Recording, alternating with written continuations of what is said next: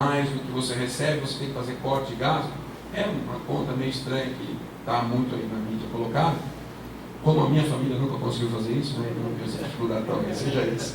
Mas enfim, o que se coloca na mídia é normalmente isso. Ok. Imagine então cada estado como uma família. E imagine uma família cujos pais, né, o pai e a mãe, saem para trabalhar e tem a proteção da CLT.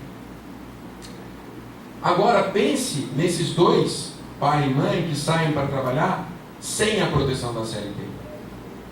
O que vai acontecer? Vai chegar lá para o emprego, o patrão vai falar assim, olha, eu ia te contratar, mas aquele outro vai trabalhar sem cobrar hora extra. Você não quer ser contratado que nem ele? Tudo bem. O outro vai falar, ó, aquele lá faz o mesmo trabalho que você por metade do preço. Você aceita?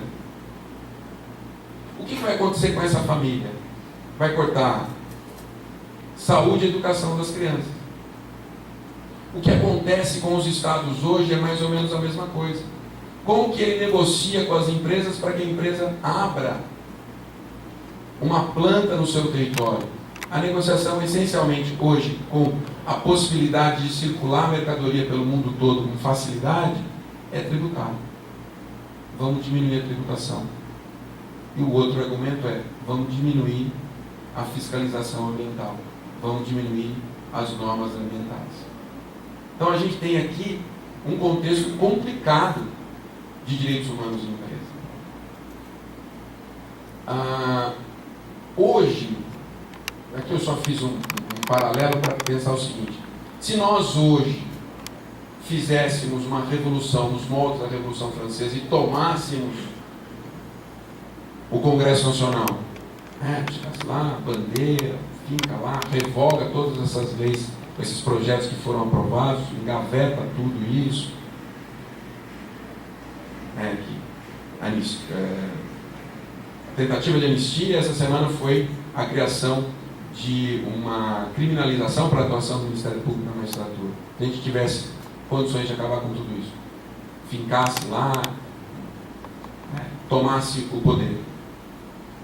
Vejam, se não houvesse as bênçãos do capital internacional, nós seríamos facilmente sufocados pelas agências que determinam o risco do país. Então não adianta fazer a Revolução Francesa mais. Por quê? Porque quem está detendo condições,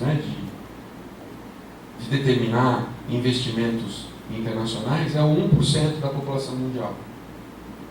Hoje, 1% da população mundial, são dados do Credit Suisse, que foi publicado pelo El País no final do ano passado, 1% da população mundial detém 45,2% da riqueza mundial. Então, se a gente fizer uma Revolução Francesa aqui, o cara que está lá no Château de Chillon, em Montreux, no Zermatt, lá no Matterhorn, ele vai falar o seguinte: eu vou apertar esse botão aqui, o dinheiro que ia para o Brasil vai para o Afeganistão. O dinheiro que ia para o Brasil vai para outro lugar do mundo. E aí a gente fica sem a arrecadação necessária. E a gente não vai conseguir garantir direitos sociais. No momento que a gente percebe que não vai garantir direitos sociais, tem uma outra revolta, porque vai se dizer, não, precisamos de um movimento Brasil alguma coisa e voltar ao status anterior. Então percebam que é muito complicado hoje pensar um avanço na proteção ambiental, um avanço na proteção de direitos sociais, sem entender todo o cenário globalizado. É um jogo que está colocado e a gente precisa se preparar para esse jogo. E a preparação para esse jogo, eu só vou pular 2 slides aqui, que talvez não seja colocar aqui. Mais uma, isso. Que é para a gente perceber os níveis de riqueza no mundo. Então o Brasil está ali, entre 25 mil a 100 mil dólares por ano, em média, no país. Então, o Brasil está nesse grupo. Países que têm renda per capita entre, em média, 25 mil a 100 mil dólares por ano.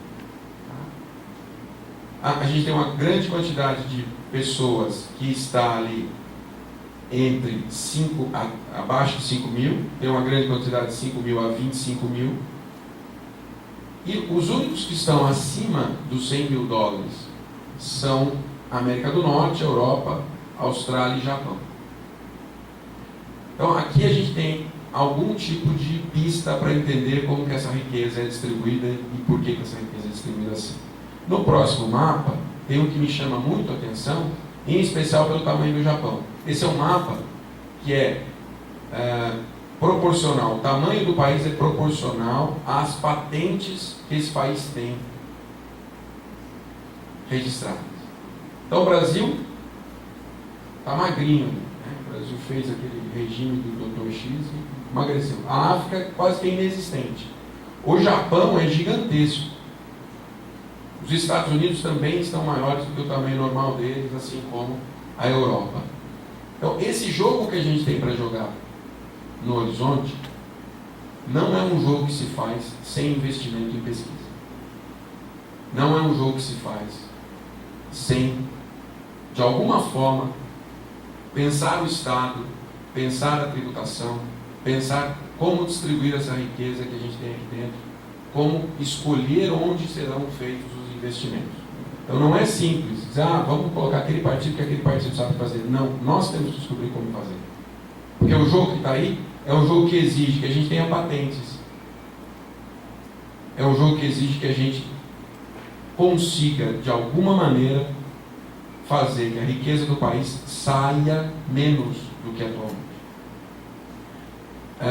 Mas por que está falando isso?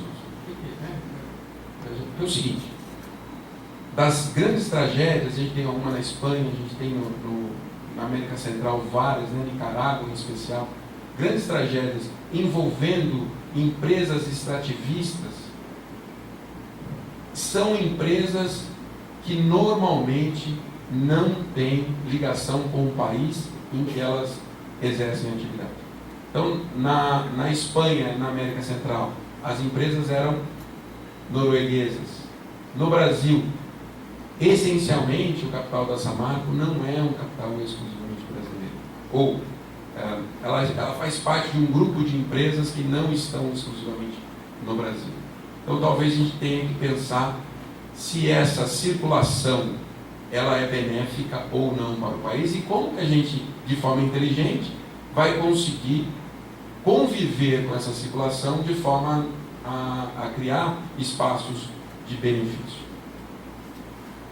Aqui, o percentual de brasileiros desenvolvendo pesquisas no exterior.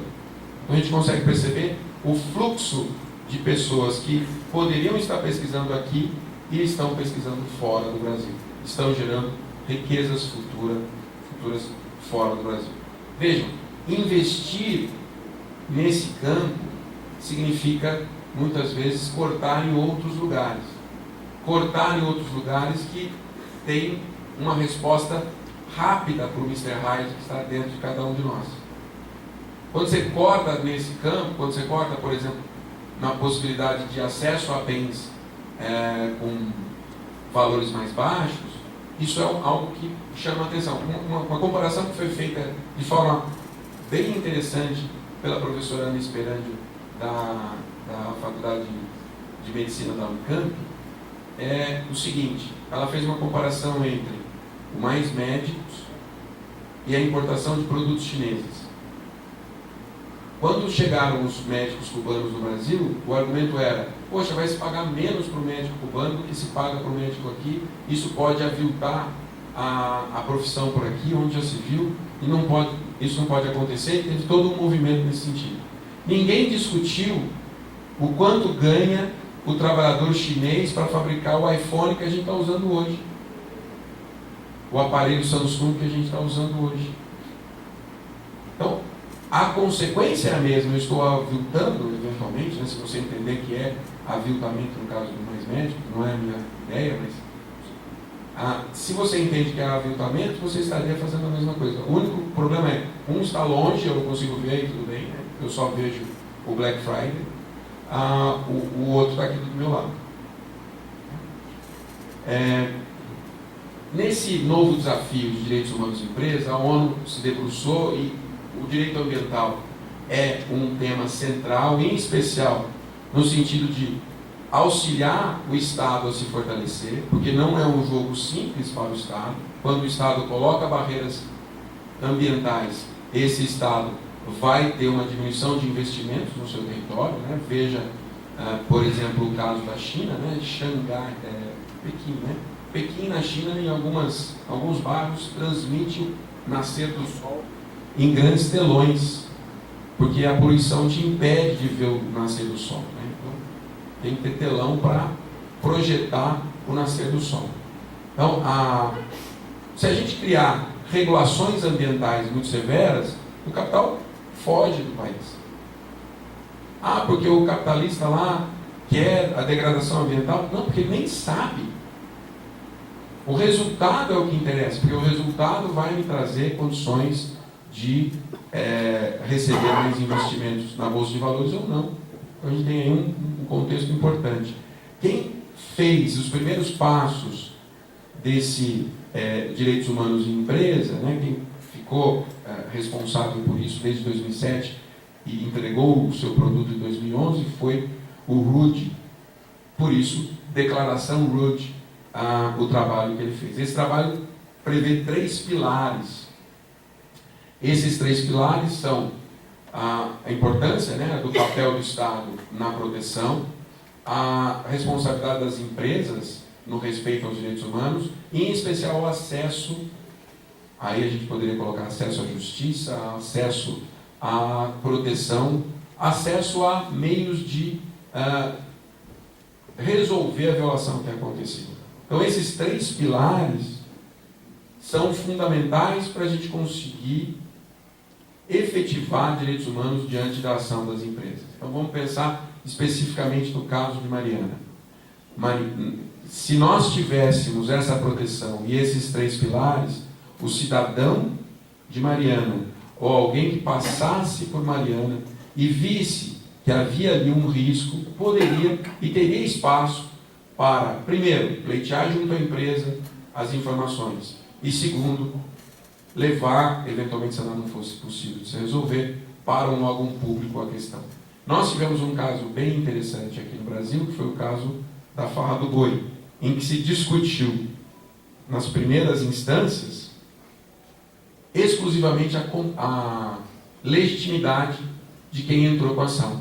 Era uma associação do Rio de Janeiro que entrou com a ação para discutir a farra do boi em Santa Catarina. A primeira coisa, não, poxa, não é de Santa Catarina, o que está vindo aqui encher as paciências? E só lá no Supremo Tribunal Federal é que a análise foi revertida. Então a gente tem aqui, sim, que pensar nesse distanciamento, né? Porque é muito difícil para a gente identificar a violação de direitos humanos ou ao meio ambiente quando isso vai acontecer no futuro. Não está acontecendo agora, por mais que o que eu vou fazer agora vai acarretar a violação lá na frente, porque a gente não faz a viagem no tempo, né? Eu não faço assim, olho o futuro, e faço assim, olho o passado. Eu só tenho a visão das 3 dimensões, a 4ª dimensão não. É mais ou menos esse o desafio que a gente tem no meio ambiente. No meio ambiente, quem está empoderado de cada um de nós é o Mr. Hyde. É o cara que quer a satisfação imediata. É aquele que não quer olhar para as gerações futuras. Ele não está vendo isso. O licenciamento é a ponte necessária para a gente encontrar uma proteção razoavelmente possível para as gerações futuras. Agora, dá para discutir proteção a direitos humanos num contexto de empresa, se as empresas estão tão presentes no nosso dia a dia? A saída é uma experiência que trago aqui por conta da negociação do Tratado Internacional de Controle do Tabaco, que talvez tenha sido o primeiro desafio que a gente fez efetivar, né? A Convenção Quadro de Controle do Tabaco é de 2003, o Brasil ratificou em 2005, depois de ter assinado em 2004. A Convenção Quadro ratificou em 2006, perdão, aprovou internamente em 2005. A Convenção Quadro, ela tem um dispositivo que nos traz uma pista do grande desafio do grande desafio que a gente tem na questão ambiental, na questão da proteção contra as empresas, dos direitos humanos em face das empresas. Por quê? O 5.3 do Tratado Internacional coloca uma novidade que hoje é atacada pelas empresas de tabaco por entenderem que esse dispositivo é antidemocrático. O 5.3 diz assim: ao estabelecer e implementar suas políticas de saúde pública relativas ao controle do tabaco, as partes agirão para proteger essas políticas dos interesses comerciais ou outros interesses garantidos para a indústria do tabaco em conformidade com a legislação nacional. Significa que se eu vou discutir uma regulação para o tabaco, se eu vou discutir uma lei para o tabaco, a indústria do tabaco não pode estar ali sentada à mesa. Ela não pode estar representada. Mesmo que seja só para dar alguma sugestão. Não, ela não pode participar dessa negociação.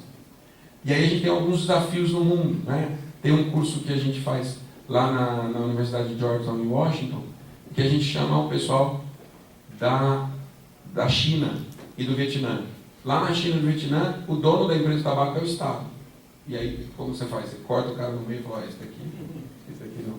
Então, é um desafio grande. Então, cada vez mais a gente tem que ficar atento para a questão da transparência. E essa transparência tem que estar em todos os procedimentos, em especial nos procedimentos do Poder Legislativo e do Poder Executivo.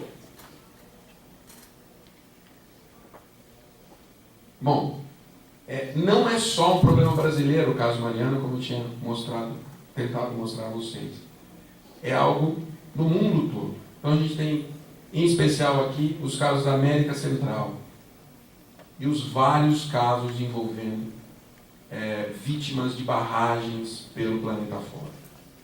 No Brasil, a gente percebe que o direito ambiental é o primeiro a sofrer com essa inter-relação entre empresa e direitos humanos, mas ele não é o único. Então a gente tem consequências no direito do trabalho, na pesquisa científica, na saúde, na educação. Isso tudo porque, essencialmente, a gente tem um mundo tributário por trás. E a gente pode passar dois aqui, são só alguns xistes, né, que eu coloquei aqui para a gente pensar. Chegando ali na questão da tributação, a dependência que o município de Mariana tem da tributação advinda da operação da cidade. Não só o município de Mariana, todos os municípios de Minas Gerais que têm barragens na sua estrutura. Como que a gente chegou a esse ponto? E por que a gente chegou a esse ponto? Esse é o nosso grande desafio, né? A reflexão sobre isso. Qual é a contribuição disso naquela estrutura de 1% da população mundial controlando 45% da riqueza mundial? Será que isso contribuiu para chegar àquele ponto? Então essa é uma outra importante reflexão que a gente precisa fazer. A gente fez alguns estudos recentes tentando aí pensar na tutela do meio ambiente. Eu tentei pensar alguns casos que reputo importantes para uma reflexão. E comecei por uma publicação que a gente fez esse ano, que é uma publicação do International Rivers, uma ONG que atua em especial na área de Belo Monte, que publicou essa obra OCECAD, que é Hidrelétricas, Conflitos Socioambientais e Resistência na Bacia do Tapajós. Essa é uma obra que está disponível online para todo mundo, que pode ser baixada gratuitamente, coordenada, né, pela Daniela, pelo Brent, pelo Maurício, como principais organizadores. E um grupo de pesquisa do qual eu faço parte estudou a suspensão de segurança na lei do mandado de segurança, né, especificamente. Então, o que aconteceu, só para a gente, long story short, né? O seguinte, nós tivemos várias decisões de primeiro grau contra a construção de Belo Monte. O licenciamento ambiental de Belo Monte não estava sendo feito de forma correta, os juízes de primeiro grau deram liminares, e o que acontecia? Vinha um pedido de suspensão de segurança para o presidente do tribunal, acima do juiz que deu a liminar, e na suspensão de segurança não é necessário analisar o conteúdo da decisão, por um uma questão de interesse público, você pode suspender, todo mundo sabe, né? Só estou aqui citando, suspender aquela decisão de primeiro grau. E depois, construído Belo Monte, como você vai fazer? Vai reverter agora a decisão? A violação já aconteceu. E aí a gente teve uma consequência interessante, que foi o fato de que a Comissão Interamericana de Direitos Humanos, em 2011, condenou o Brasil a parar Belo Monte. Não pode construir mais.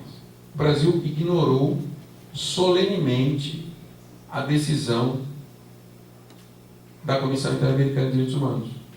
E a Comissão Interamericana de Direitos Humanos começou um outro processo para analisar se existe ou não violação de direitos humanos pela suspensão de segurança. Então a gente foi na Comissão Interamericana, numa audiência pública, apresentar os pontos nos quais a gente entende que a lei do mandado de segurança, que mantém a suspensão de segurança, viola direitos humanos. A comissão aceitou esse pedido, que é capitaneado pela CEGIL, né? E provavelmente a gente vai ter no futuro a discussão específica da suspensão de segurança nesse contexto todo. Aqui tem uma notícia sobre a necessidade do Brasil responder, né, por violação de direitos humanos em Belo Monte. O que aconteceu? Lá em 2011 a comissão deu uma medida liminar, né, que a gente chama de medida provisional, para suspender a construção de Belo Monte. O Brasil ignorou e tocou o barco, né? Porque assim, Mariana todo mundo lembra, porque foi aqui, né? Poxa, poderia estar ali, passando e tal, aconteceu. Mariana aqui do lado. Mas o que aconteceu em Belo Monte, para as tribos indígenas que lá vivem, é equivalente ao que aconteceu em Belo Monte. Só que a gente não fica sabendo, a gente só fica sabendo que é importante a construção de Belo Monte para a produção de energia elétrica, porque a energia elétrica é relevante para o Senado. E nós tivemos esse ano algo que vai ser discutido hoje à tarde, né, a questão da PEC que derruba o licenciamento ambiental, outra surpresa, né, no nosso congresso tão progressista, tão bacana que a gente tem, né, que o dispositivo está aí. Aqui eu trouxe algumas fotos feitas pelo professor Rafael Simeone e pelo professor Luciano Costa, que foram para Mariana logo na semana seguinte ao acontecido. Então aqui são fotos tiradas por ele. Pedi licença para o professor Rafael e o professor Luciano para fazer isso. O professor Rafael é da Faculdade de Direito Sul de Minas, o professor Luciano é da Universidade Federal de São Carlos. Um cenário completo. Como que eu vou recuperar isso, né? É muito importante que o Estado esteja presente antes para tentar evitar que isso aconteça, né? Isso é uma plantação de eucalipto, né? Então vamos reflorestar, vamos plantar eucalipto, né? Pode ser pior até em alguns casos, né? Outra foto impactante também do Rio, né? Mas infelizmente ela não é a única. Nós temos também uma ação na Comissão Interamericana de Direitos Humanos com 13 casos no Brasil de barragens, de vítimas de barragens. Vou só citar, eu fiz aqui uma foto do processo, né, do pedido que a comissão apresentou à corte, que é a mina de chumbo em Santo Amaro, na Bahia, a mina de ouro em Jacobina, na Bahia, a mina de urânio em Catité, na Bahia, o polo industrial de Piquiá de Baixo, Açailândia, no Maranhão, o polo gesseiro na Chapada do Araripe, em Pernambuco, o caso da exploração da amônia em Niquelândia, Goiás, a extração de carvão em Candiota, Rio Grande do Sul, o chumbo no Alto Vale do Ribeira, em São Paulo e no Paraná, o complexo Carajás, no Pará e no Maranhão, a exploração de ouro em Paracatu, lá em Minas, e as violações aos direitos dos trabalhadores praticadas pela Companhia Siderúrgica Nacional em Congonhas, Minas Gerais. Então, não é algo só de agora, não é algo só de Mariana. talvez a gente precise pensar é realmente fazer o fim desse mundo como a gente conhece, para tentar construir um mundo em que a gente queira viver. Obrigado.